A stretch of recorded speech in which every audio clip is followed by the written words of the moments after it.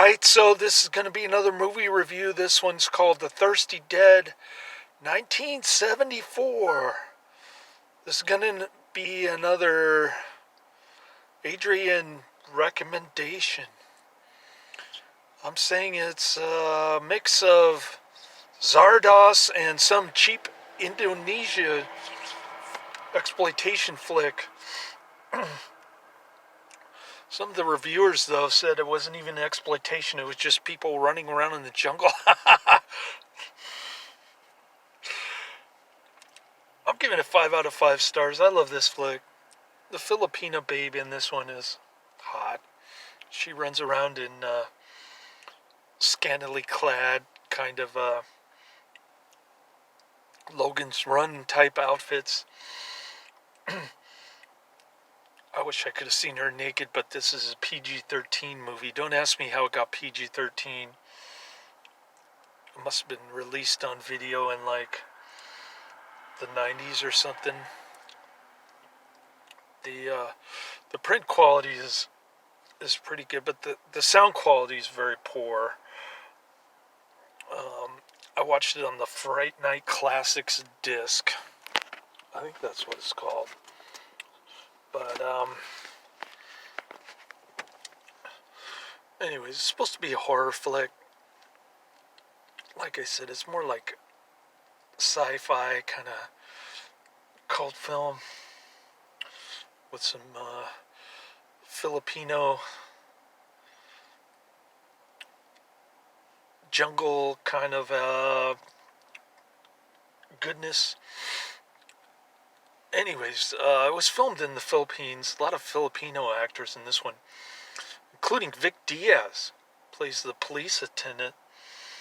He usually plays the bad guy, but in this one, he sort of is the bad guy, I guess, because he's the Philippines police lieutenant driving around in a funky-looking police car, Filipino style. Anyway, so the news on this starts out with this go-go dancer,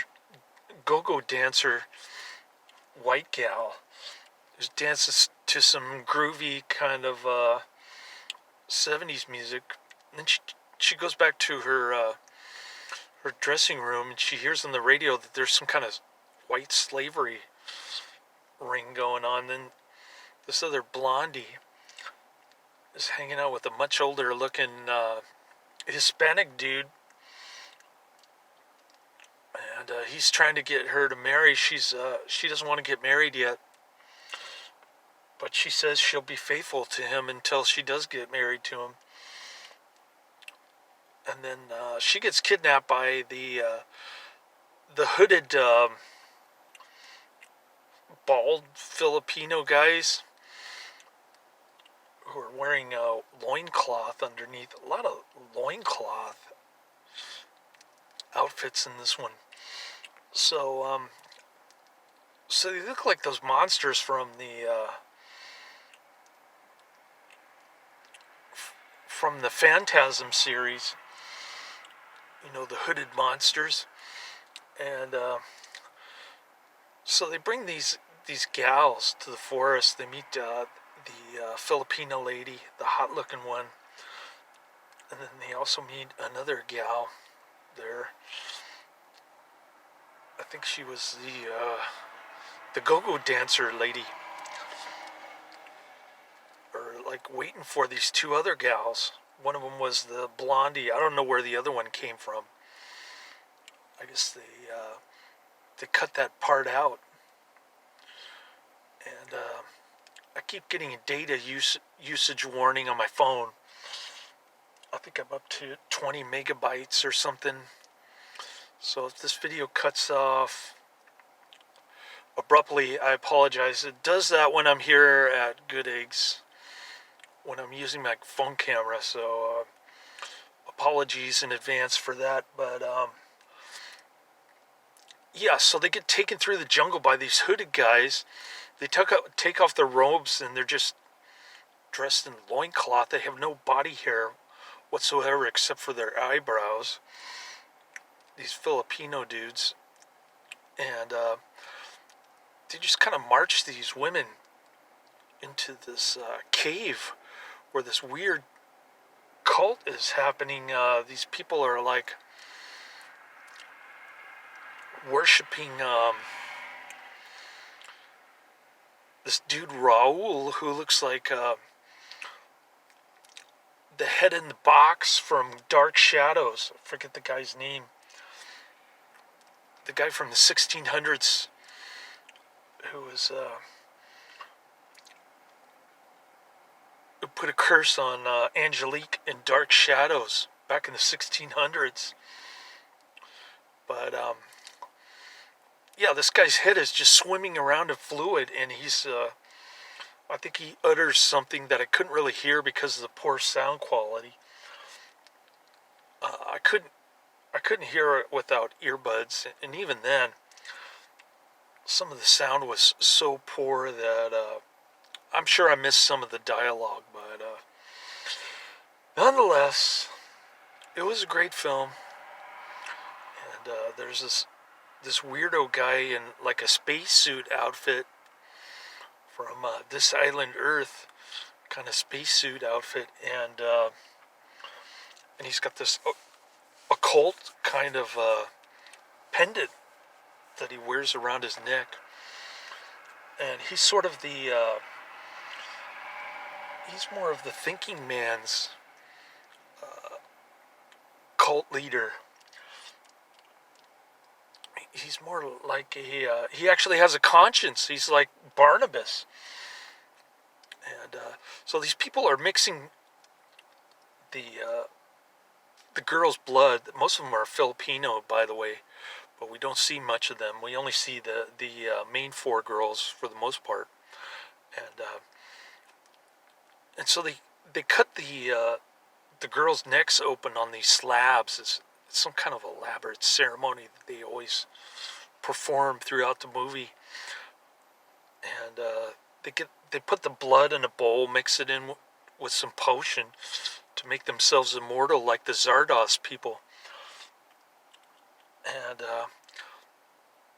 so the girls try to escape. They get caught by the dude with the conscience, and then they get brought back, but then they promptly get freed again, and they go through the jungle. And Vic Diaz is trying to investigate all these kidnapping. He's like the Keystone Cops. He has no clue what's going on whatsoever. He thinks it's some white slavery ring, probably, like what they said on the radio. And that's pretty much the movie. Great flick. It's one of those so bad that it's good type movies. I'm glad I watched it. It was a good tip or a good mention from Adrian, so thanks for that, Adrian. And I wish they could clean up the sound. Even when they filmed it, you can hear the wind blowing in the background. Kind of weird, man. Low budget stuff. Z-grade goodness. Know what I mean? So, yeah, I put in pretty good 5 hours and 39 minutes, I think, this morning. Took my lunch break. I'm on my second lunch break, and hoping I can get a 7-hour route somewhere crazy, like all over the bay. That would be nice. Wish me luck. I got tons of supplements here, and I forgot to get my Hawaiian Punch, but I can get it at the Safeway next to my son's house tomorrow. What else did I get? Oh, I got a salad, some butter for all that turkey gravy, and potatoes in the fridge. So good stuff. I got my gas card. I'm ready to go. Next week is going to be a good week because I get 2 paychecks, including my my Thanksgiving bonus double overtime check. So at least I think so. I hope so. Good stuff. Cool. This is going on more than 10 minutes. I'm going to cut it off now before it cuts me off. Laters.